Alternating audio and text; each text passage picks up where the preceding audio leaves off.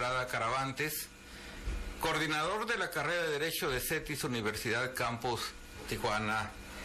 Por egresar una generación del programa de maestría, también Derecho Corporativo, y esos son básicamente en el área de las ciencias sociales y humanidades, ¿no? Un gran reto para usted estar al frente de la dirección de Derecho de CETIS Universidad, y ese gran reto lo representa esa dinámica de cambio de las leyes en México, que no le alcanzamos el paso. ¿Cómo están ustedes atacando este problema, colmando las lagunas o cumpliendo los retos que le impone precisamente esta dinámica? No, es una pregunta muy pertinente para el momento en el que estamos viviendo.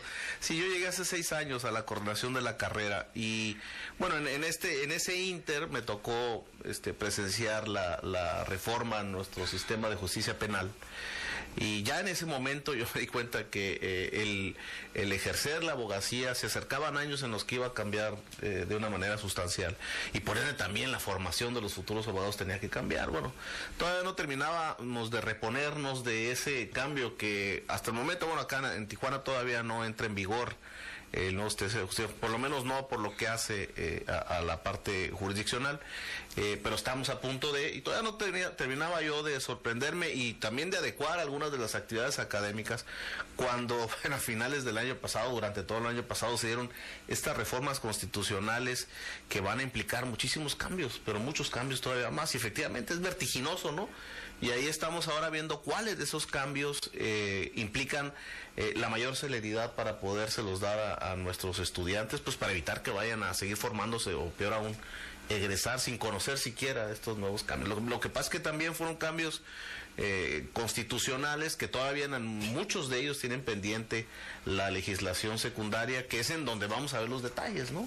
Pero lo que sí podemos anticipar desde ahorita es que el sistema jurídico pues ya no es el mismo, o no será el mismo a partir de lo que sucedió el año pasado, ¿no? Cambios violentos, por decirlo de alguna manera, en la Constitución por lo que refiere a los juicios de amparo, a las acciones de inconstitucionalidad, a las controversias constitucionales. Platicábamos antes de entrar aquí al programa que posiblemente los alumnos que ya egresaron o acaban de egresar, que sería conveniente que regresaran, ¿no? Sí, bueno, nos ha pasado, y nos pasó antes siquiera de que pasaran todos estos cambios del año pasado. Yo recuerdo que a principios del año pasado algunos recién egresados nuestros tratamos de tener reuniones periódicas con nuestros egresados para conocer, bueno, cómo le está yendo en el campo de trabajo y qué podemos hacer para mejorar la formación de los que todavía están con nosotros. Y algunos de ellos nos decían eso, nos decían, oiga maestro, nosotros quisiéramos, bueno, varios, quisiéramos regresar para ver algunos en ese entonces de los cambios al nuevo sistema de justicia penal.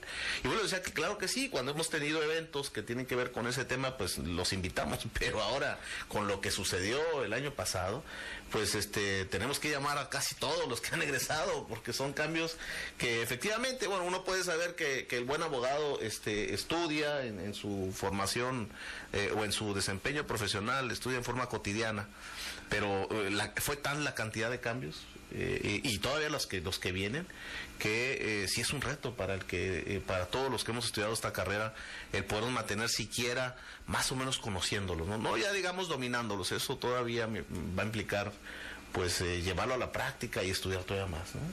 Es enorme. Posiblemente nuestro público no alcance a dimensionar, pero para nosotros, los que tenemos ya cierto tiempo en esto, pues viera que vuelco tan duro. Yo en lo personal estoy estudiando nuevamente, hoy en la mañana, las nuevas reformas al Código de Comercio, porque ya el litigio mercantil ya cambió.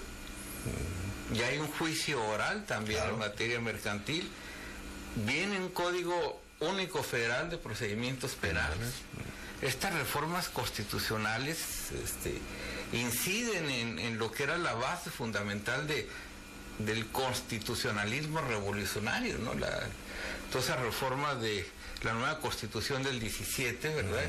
Que se basaba en principios casi sagrados, Hoy ya no son así, ¿verdad? Sí, pues para los que estudiamos Derecho sabemos que los principios contenidos en la Constitución pues son las bases fundamentales de la convivencia de una sociedad y que por ende es difícil ver muchos cambios en un periodo de lapso, es decir, corto, es decir, se ven cambios de cuando en cuando, de vez en cuando se veían cada ciertos años, o el paso de algunos años, pero lo que vimos el año pasado, pues no solamente fue estrepitoso, fue hasta violento, como usted lo dice, sino fue algo que nunca había ocurrido en este país. Por lo menos yo que más o menos me gusta la historia y que, bueno, ya tengo también algunos recuerdos en la memoria, pues bueno, yo no, desde los años 60 hasta acá nunca había visto esa cantidad y sobre todo la trascendencia de las reformas, ¿no? Es decir, no solamente fue la cantidad, sino lo importante que van a ser para el país esas reformas. Por ahí en algún programa de análisis, me tocó escuchar a algún analista de los medios nacionales, medios electrónicos, que decía, es que México ya no es el mismo, o ya no va a ser el mismo a partir de esa reforma. Bueno, esperemos que sea para bien, ¿no? Yo no alcanzo todavía a comprender lo que va a suceder en el futuro. Necesitamos tal vez sentarnos y meditar esta reforma.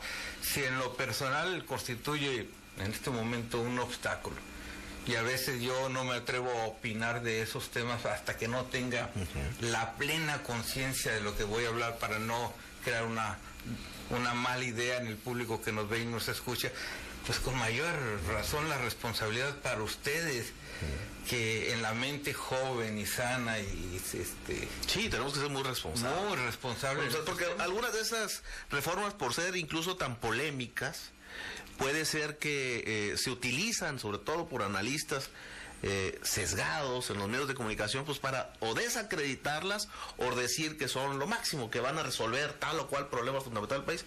Y yo creo que ninguna, ni un lado ni para otro. Y efectivamente hay que ser, y en eso estamos, créame que con la mayor responsabilidad de tratar de comprenderlas para poder digerirlas, y luego rápido también tenemos que hablar de ellas y tratarlas con nuestros alumnos, pero de una manera lo más objetiva posible, ¿verdad? Porque además se trató de reformas, varias de ellas que ya se habían intentado anteriormente, pero que no habían pasado por el Congreso, no habían pasado por el tamiz del Congreso, no se habían podido hacer, ya había iniciativas, algunas ni siquiera llegaban a discutirse en el Congreso porque de antemano se sabía por el número de votos y por la posición de los partidos políticos que no iban a pasar, otras no pasaban, otras pasaron muy light, pero ahora se las echaron todas esas y algunas otras, pero de un jalón, ¿no? Entonces, como coloquialmente se dice. Entonces, pues sí nos dejaron una tarea ahí medio complicada, pero hay que asumirla, ¿no? Hay que ponerse a estudiar lo que hemos estado haciendo, por lo menos algunos que nos dedicamos a esto, ¿no? Ciertos tabús quedaron atrás. Por ejemplo, la no reelección, la reforma política. Bueno, era, si algo democrático había en este país, era que constitucionalmente se impedía que diputados, senadores, presidentes municipales llegaran a reelegirse por un periodo más. En la reforma política ya esto va a ser posible, ¿no? Ese cambio. Sí, por decir uno que fue un baluarte de nuestra, digamos, fue un símbolo de nuestra Constitución, de nuestro sistema constitucional, y un símbolo con el que se explicaba qué fue lo que llevó, bueno, lo que originó por lo menos el inicio de la Revolución Mexicana, ¿no? Bueno, pues eso ya no existe, ¿no? Y claro, había mucha presión también, creo yo, desde el punto de vista de analistas nacionales que estaban pugnando porque los representantes populares tuvieran mayor contacto con los electores, ¿no? Porque parece ser que había ya una imagen en la que, pues, para mucha gente sobre todo los legisladores, pues no estaban conectados con sus electores y a la hora de tomar decisiones tampoco los consultaban. Y eso fue una de las razones por las que, pero no de ahorita, llevaban varios años arguyendo que era urgente que los legisladores tuvieran esa posibilidad de reelegirse para que entonces la pensaran dos veces cada vez que votaran de tal o cual manera en el Congreso, pues eventualmente se iban a enfrentar a sus electores para reelegirlo. Pero bueno, ese es uno de los argumentos. Obviamente había muchísimos argumentos en contra, ¿no? Históricos, muchos de ellos, ¿no? Las experiencias que habíamos tenido, pero pues finalmente se dio el paso. Entonces, ¿Cómo explicarle a los alumnos que si democráticamente nuestros legisladores han demostrado que no son los representantes, en el caso de los diputados en forma particular, que no representan los intereses del pueblo? Ahora con la reelección, bueno, se van a acabar el país estos señores, ¿verdad? Pues sí, la idea es un poco, supongo que la idea detrás de la iniciativa era, pues aquellos que no estén conectados con su electorado, pues que los echen, ¿no? Que ya no los reelijan. Bueno, ese es el espíritu y esa es la intención. Pero también sabemos que el sistema electoral tiene muchos bemoles, muchos candados, y ahí los partidos políticos siguen teniendo mucha mano para ver cómo es que puede llegar a alguien a ser electo, y ahora lo veremos a ver los que van a poder ser eventualmente reelectos.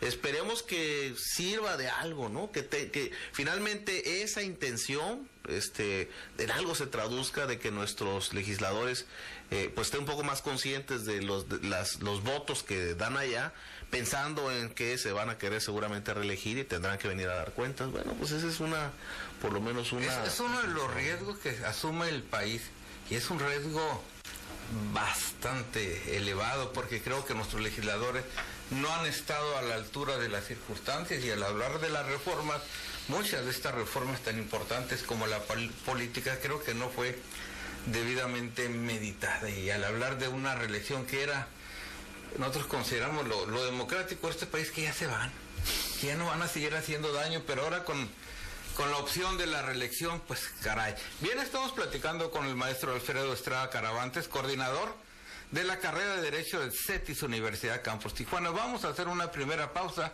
y regresamos en un momento.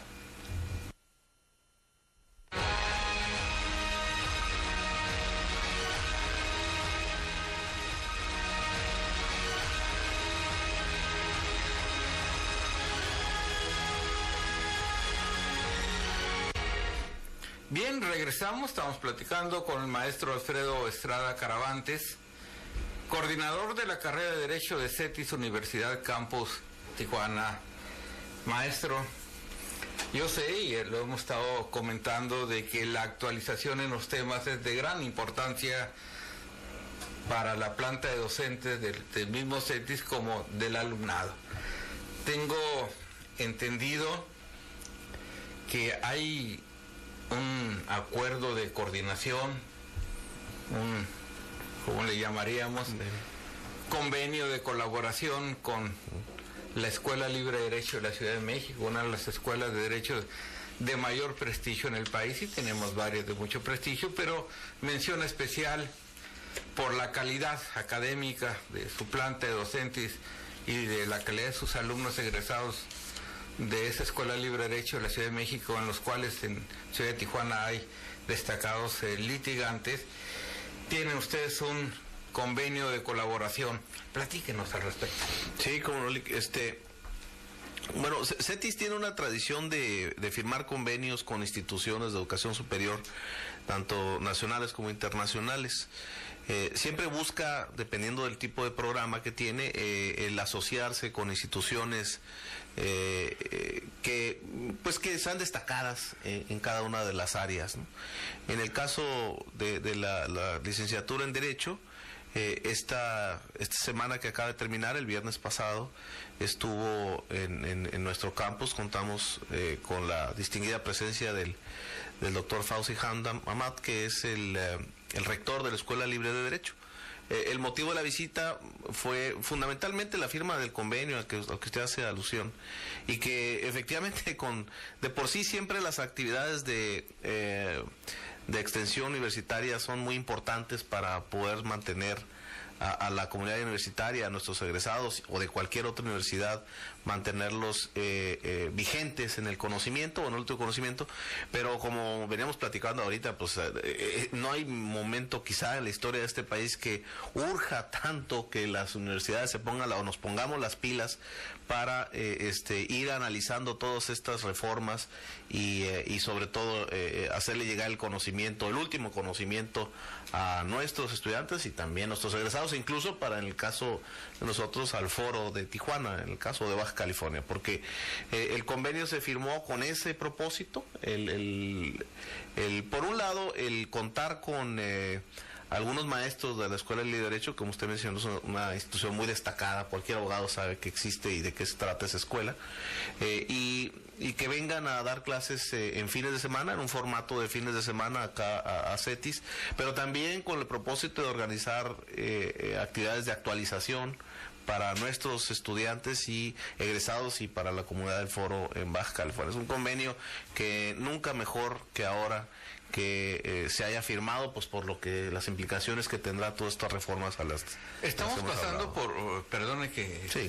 lo interrumpa, estamos pasando al aire imágenes del evento de este viernes próximo pasado, donde aparece el rector de la Escuela Libre de Derecho, Fausti Handap, algunos invitados en ese momento. ¿Se nos podría describir quiénes son? Sí, bueno, hay dirigentes, aquí vemos, por ejemplo, al ex procurador de Derechos Humanos, al licenciado Tirso Liévano.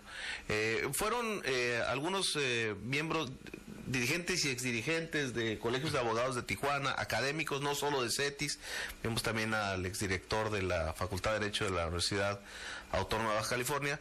En fin, hicimos un grupo no muy grande, con el que tuvimos un evento, se puede decir, privado, un grupo de abogados destacados de Tijuana, en el que muy amablemente, de una manera muy amena, nuestro invitado, el rector de la Escuela Libre de Derecho, tuvo una hora y media, bueno, una hora disertando sobre precisamente las reformas constitucionales.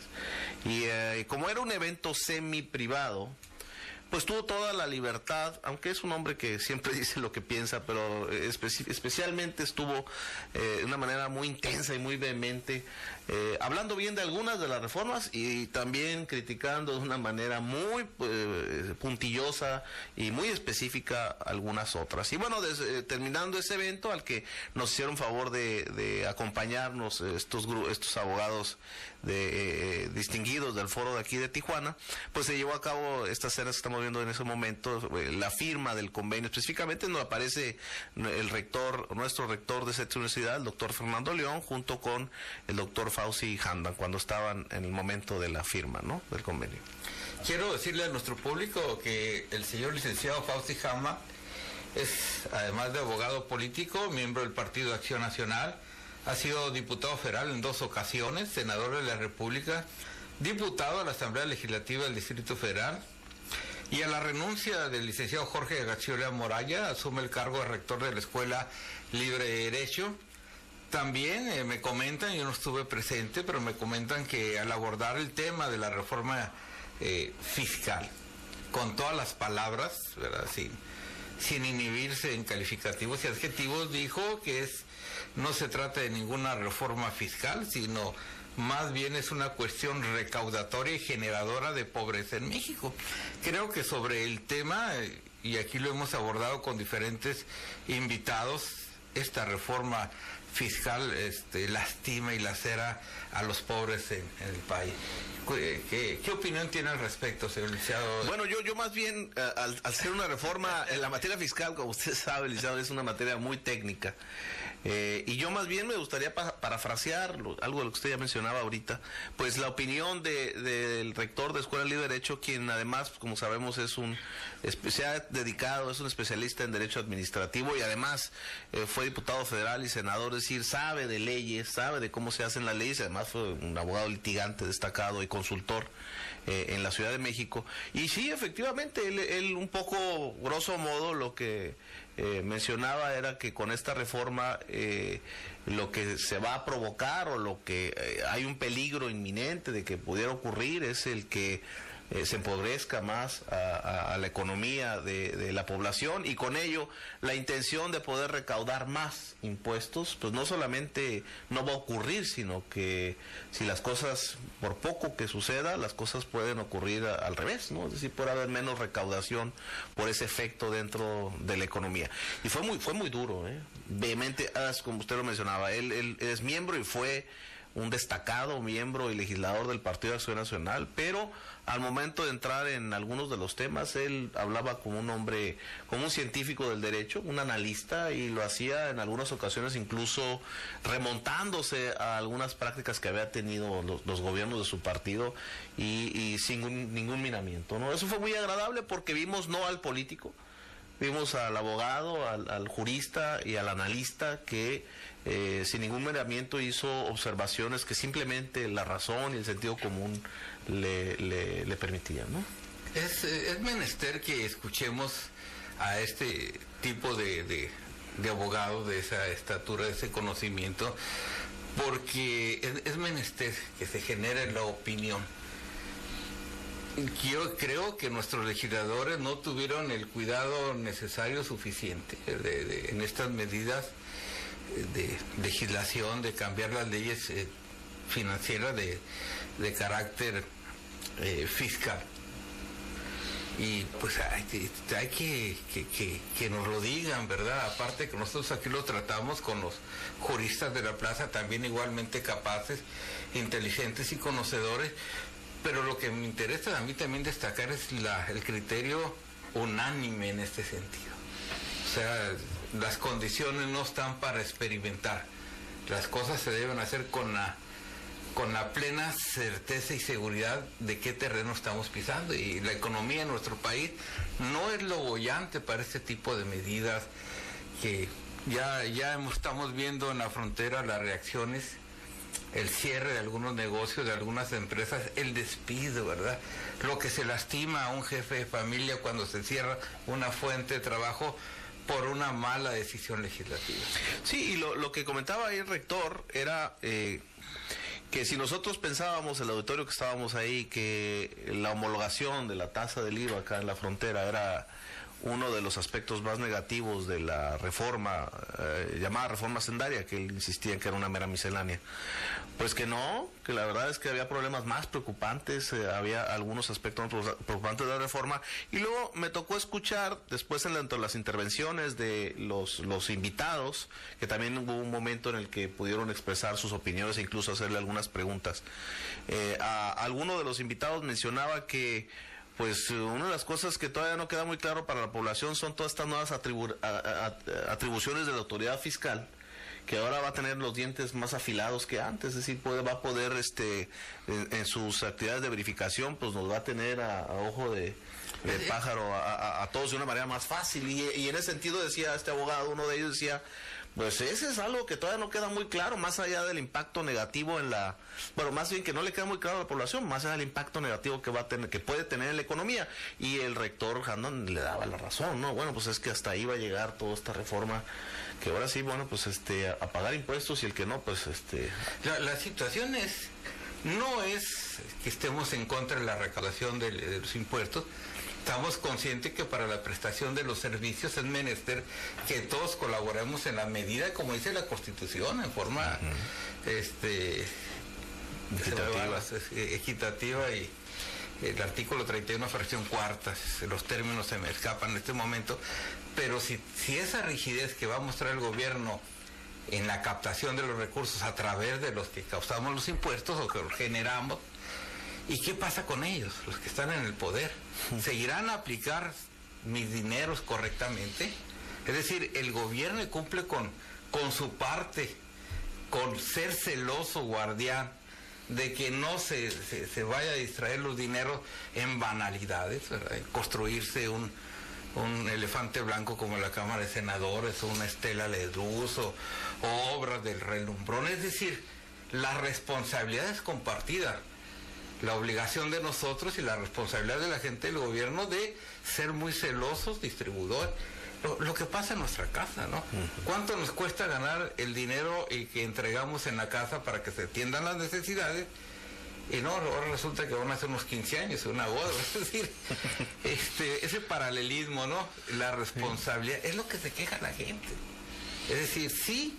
¿Y ustedes qué, verdad? Claro, sí, eso salió a colación mucho en esta reunión. O sea, la idea de que, pues de lo que se trata es de que los que pagamos impuestos paguemos más, ¿no? Bueno, está bien, pues, como usted bien dice, pues de algún lado tiene que salir el dinero y a nadie le gusta pagar más impuestos, pero no debe quedar ahí, ¿no? Así es. Hay otra parte en la que el gobierno tendría que, tienen que seguir haciéndose reformas en las que nos permitan a los ciudadanos pues mayor transparencia para poder ver qué están haciendo con el dinero, ¿no? Y esa es la parte que no llegó, o por lo menos no ha llegado todavía, y sí me parece y nos parece a muchos que pues que tenían que haberse tratado de una manera paralela, ¿no?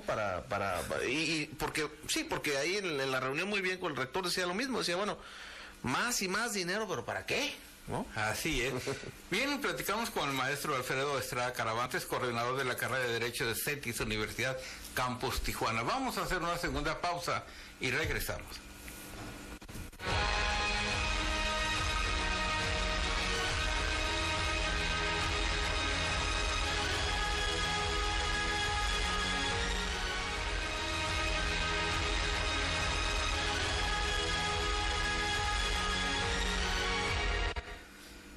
Continuamos platicando con el maestro Alfredo Estrada Caravantes, coordinador de la carrera de Derecho de CETIS Universidad Campus Tijuana.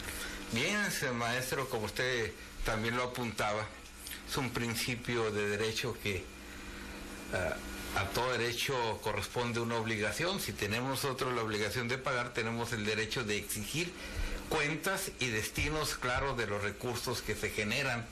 Y lo cierto es que nuestros políticos y gobernantes han dado pie a que no estemos contentos, ¿verdad? Porque ahí sale la hijita de tal gobernador en Dubái, de tal líder sindical en su avión propio paseándose, el despilfarro de recursos. Es decir, en esta problemática que enfrenta el país, vamos todos, pero todos cumpliendo y todos exigiendo, porque si no, vamos a crear una sensación de injusticia.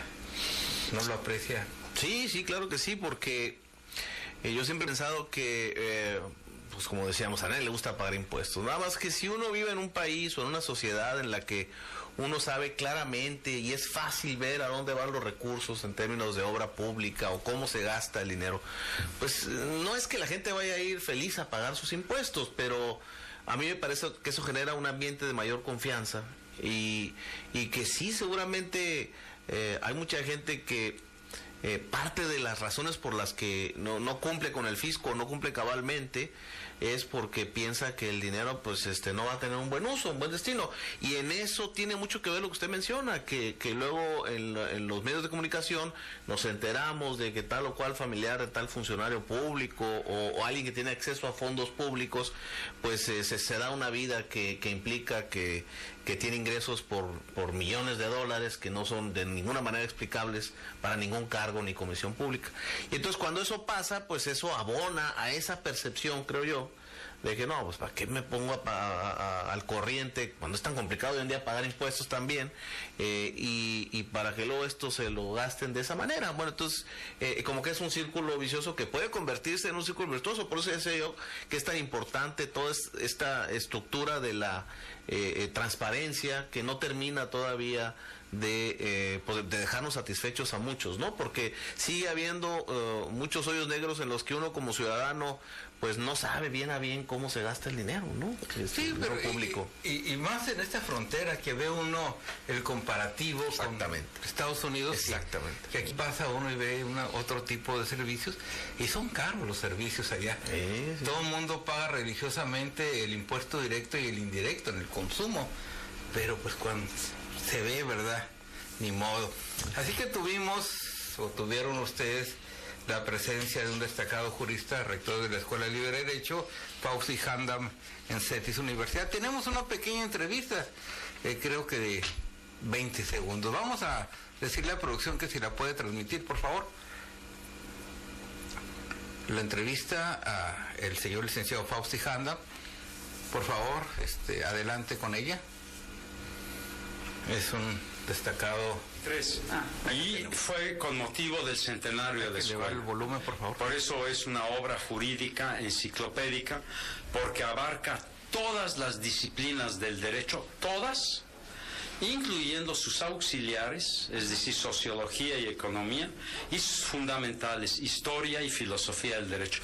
Todas, derecho civil, derecho mercantil, derecho administrativo, derecho penal, todas. Por eso es, y participaron más de 1000 ensayistas, tanto de la escuela como de otras universidades del país y del extranjero. En mi opinión, es una obra única en su género. Sí, sí. Eso. Gracias. Esto. Se refería el maestro Fauscanda a una serie o a una obra monumental. ¿Nos pudiera hablar? Sí, una obra jurídica enciclopédica que fue editada por la Escuela Libre de Derecho en el 2012 con motivo de su centenario, del centenario de la Escuela Libre de Derecho. Y bueno, hizo la descripción, una obra que al ser enciclopédica cubre todas las ramas del derecho, en la que participaron o existen 1000 estudios. Es una obra de 40 y tantos volúmenes y que amablemente también se ha hecho una donación, ya se hizo, digamos, de manera oficial. Falta que lleguen los volúmenes por parte de la Escuela de Derecho a CETIS Universidad, pues para el uso de de la comunidad universitaria y de quien tiene acceso a las bibliotecas de nosotros, ¿no? Qué bueno. ¿Alguna razón por la cual la Escuela Libre de Derecho haya firmado este convenio de colaboración con ustedes? Sí, bueno, en principio hace unos 2 o 3 meses se llevó a cabo una reunión entre los rectores allá en la Ciudad de México, la Escuela Libre de Derecho, el rector del CETIS, el doctor Fernando León y el doctor Fauci Handam. Y bueno, y ahí se tuvo la primera reunión en la que CETIS propuso esta firma del convenio. Y mencionaba desde aquel entonces el rector Fauci Handam, y también ahora en su visita, que una de las características que vieron en CETIS que les gustó como universidad, como institución, es estos grupos pequeños que tiene en todas las carreras, ¿no?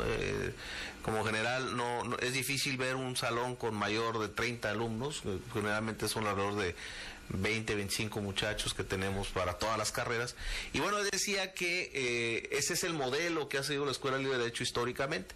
Incluso dice que como sabemos que es una escuela con tanto prestigio y en la que hay tanta demanda de muchachos de todo el país para poder estudiar ahí, decía él que con el paso de los años han tenido que ir aumentando el número de alumnos, pero que ahora no pasan los 600 de toda su programa de licenciatura, pero un poco a pesar de la misma Escuela de Derecho. Dice él, es que ya no queremos aumentar, pero bueno, es tanta la presión por la cantidad de muchachos que quieren entrar a nuestro programa de licenciatura, porque ellos también tienen un programa de maestría, programas de maestría, que dice él, bueno, pues hemos tenido que sacrificar allá nosotros, ¿no? Pero un poco siempre ha sido, dice él, ha sido el modelo de ellos, de la Escuela de Derecho de enseñanza en salones pequeños. Y entre otras razones, aparte de pues las acreditaciones y la trayectoria y la historia de CETIS, eso es algo que les llamó la atención, ¿no?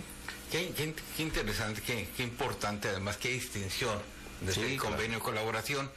Sé igualmente que lo acaban de firmar este convenio el pasado viernes y que es difícil que ya tengan ustedes una idea de cómo van a trabajar. Pero a mí se me ocurre que si ya van a tener esta oportunidad, pues hay que atacar, cubrir, satisfacer ciertas áreas del conocimiento y aprovechar, porque el catedrático que está en el DF, pues está muy ligado a las situaciones que rigen en todo el país. Traerlos para que den cursos o materias claves que son necesarias aquí. Sí, y como comentábamos al inicio del programa, pues en estos momentos es tanta la necesidad o tan variada la necesidad que tenemos de actualización, no solamente de modificar los contenidos de los programas, sino de actualización para los alumnos que están ya egresados o los que ya pasaron por tal semestre y ya llevaron, por ejemplo, la materia de derecho mercantil o amparo. Y bueno, pues ahora tendremos que ver la manera de que antes de que se vayan de nosotros, pues tengan acceso a esta actualización. Y sí, efectivamente, digo, para nadie es un secreto que el foro en la Ciudad de México es un foro pues exigente, ¿no? Y los abogados y maestros de Escuela de Derecho, pues también se caracterizan por ser rigurosos, entonces tenemos que aprovecharlo, ¿no? Y en esas materias, bueno, para empezar, ¿no? Se nos ocurre, pues en amparo, en constitucional, en toda el nuevo procedimiento mercantil también con la oralidad, y podemos vislumbrar, a pesar de que ahorita con todas estas necesidades no lo estemos viendo, pero podemos lograr que la oralidad se va a terminar permeando a todas las ramas del derecho, ¿no? Eso sucedió en Sudamérica, por eso cuando llegó aquí la reforma al nuevo sistema de justicia, a Baja California y luego la federal, en CETIS nos mandaron a algunos maestros a Chile, porque para nadie es un secreto que la reforma mexicana tomó muchas características, o la de Baja California incluso, de Chile, de la reforma de Chile a su vez y de Colombia. Y bueno, lo primero que nos dijeron los profesores de Derecho y abogados de allá es que prepárense porque eso es el inicio nada más. Acá en Chile y en Argentina también, me tocó estar en Buenos Aires en ese nuevo viaje, fue el inicio, ya la oralidad después se va a transmitir a todas las ramas del derecho. Y entonces, bueno, pues eso va a seguir siendo también otra necesidad que la vamos a ir viendo seguramente en el corto plazo. Fíjate que se me ocurre que inviten a los legisladores baja californianos. ¿Por qué razón? Materias tan tradicionales como el derecho civil, que es milenario, y derecho procesal civil, por ejemplo, por señalar algunas cuestiones, el Código de Procedimientos Civiles en el Distrito Federal ya no contempla los juicios sumarios civiles, ni los sumarísimos civiles que todavía están en Baja California. Hay una serie de reformas en cuanto a cómo se tramitan los recursos, también en materia procesal civil, que se asemejan mucho a los de materia mercantil. Ya, por ejemplo, el Código Civil del Distrito Federal no contempla esa serie de testamentos, por decir algo, solo contempla el testamento público abierto. Es decir, estamos tan rezagados aquí. No estamos al nivel que se litiga o que los ordenamientos que marcan la pauta, que son los del Distrito Federal, porque no es lo mismo un foro del Tijuana, un foro del Distrito Federal, que son millones de abogados. Sí, claro, literalmente. Es decir, se me ocurre pensar a invitarlos, ¿no? Sí. A ver si despiertan y empiezan a ver más allá de la cuestión política y se abocan a la cuestión legislativa. Pues sí, sabemos que por experiencia en participar en algunos organismos no gubernamentales, que cuando en este tipo de eventos se invitan a legisladores, desafortunadamente la respuesta no siempre es positiva de todos. Siempre hay algunos que son, digamos, están muy preocupados. Esa pregunta se le hice con total mala fe. Sí, perdón. No, es que es lo que sucede en la práctica, por eso decía, pero por supuesto que hemos tenido incluso la oportunidad de invitar a algunos y por eso lo comento. Ahora, sí es importante y seguramente vamos a ver cuando vengan todas las reformas a la legislación secundaria. También para eso sería bueno que nuestros legisladores estar en contacto con ellos y con los maestros o los académicos que saben un poco más de estos temas, porque pues un legislador ni está obligado y generalmente no sabe de todo, ¿no? A detalle, y sí es importante ir de la mano, por lo menos tenerlos informados o darles algunas herramientas en lo que esté por uno, pues para que esa reforma de la que usted habla, y yo estoy seguro que nuestra legislación procesal civil también va a sufrir unos cambios de la noche al día, y seguramente toda la legislación procesal en el país y también la del Estado pues van a sufrir cambios muy importantes en los años que vienen. Entonces o nos preparamos o va a ser muy difícil para seguir practicando la abogacía, ¿no? Traemos una rigidez tremenda en materia, por ejemplo, de mercantil, de procesal civil, de que se cumplen las casi sacramentales las formalidades esenciales de los procedimientos. Pero en cambio los tratados internacionales que México ha celebrado y que ahora están a un nivel constitucional, hablan de ser más laxos, más flexibles. Entonces, en este momento se da un choque tremendo entre nuestro sistema interno y los tratados que también ven sobre situaciones así. Entonces, creo que nos estamos rezagando mucho en materia procesal en Baja California, y por eso le pregunto, ojalá que si vienen los catedráticos de ahí, se corra. Una invitación a esos legisladores a ver si se les abre el seguramente sí, en mí va a estar y yo sí voy a invitarlos con mucho gusto. Ya algún día a lo mejor me invitan para platicarle quiénes fueron y qué fue lo que estando ahí comentaron, pero... Invíteme a mí, güey. claro que sí, licenciado, yo por supuesto voy que sí. y aprovecho el programa para... Claro. Pues claro. Para Ahora, transmitir estas cuestiones y también para señalar que no van nuestros legisladores, que deben estar ahí. Pues sí, esperemos que ahora con esta reforma de reelección ver un poco más de mayor respuesta de parte de ellos. Usted acaba de mencionar otra reforma que ni siquiera habíamos comentado. La reforma esta que ahora que iguala a los tratados internacionales, claro, sí, al texto constitucional, con la interpretación que acaba de hacer la Corte, pues, pero finalmente es una reforma también que tiene unas consecuencias que ni siquiera nos imaginamos muchos, Es decir, nada más de empezar a ver los tratados. Bueno, para empezar, yo no sé si hay alguien ya en el foro acá que haya leído todos los tratados que tengan que ver con cuestiones procesales. No lo sé de los que estén vigentes, por supuesto, en México. Nada más con ver los tratados es efectivamente lo que usted dice, es decir, hay mucha contraposición con la letra de la ley y de ahí pues puede darse motivo a muchísimas maneras de interpretar en forma distinta cuál es la legislación o en este caso la legislación aplicable, ¿no? Hay obras que ya circulan, de las cuales yo he leído algunas, en que los mismos ministros de la Corte tienen puntos de vista diferentes y en algunos aspectos colisionan. Así que no llevar esas situaciones al alumnado, pues para quien va a exponer, es muy difícil. Fíjese que ya el tradicional, las materias tradicionales también ya deberán cambiarse a raíz de esta reforma. Se nos está acabando el tiempo y no quiero que se me termine si antes de preguntarle a usted de esa oportunidad que van a tener de pedir que les manden algunos maestros. ¿Habrá una selección especial? ¿Piensa usted en priorizar materias? Bueno, yo empezaría, creo yo, por la parte de las reformas en materia de amparo.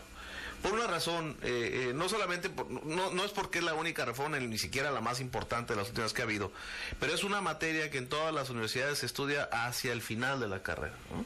Entonces yo no quisiera que nuestros egresados o nuestros recién titulados se vayan a quedar sin haber siquiera escuchado de esas reformas o alguien que haga un análisis, ¿no? Entonces yo apostaría por esa parte para empezar. Por supuesto, vamos a procurar que especialistas en derecho constitucional nos vengan, nos ayuden a digerir pues todas las implicaciones tan profundas a todas estas reformas que hubo, y de ahí, bueno, pues la cantidad de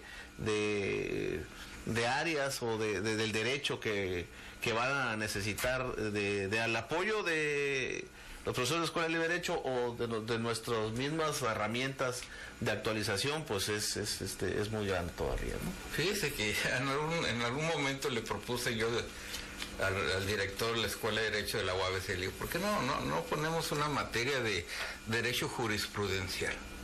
Sí. Porque regularmente las cátedras se imparten con base a temas de derecho civil, pero la interpretación última que se hacen de las normas es por la Corte.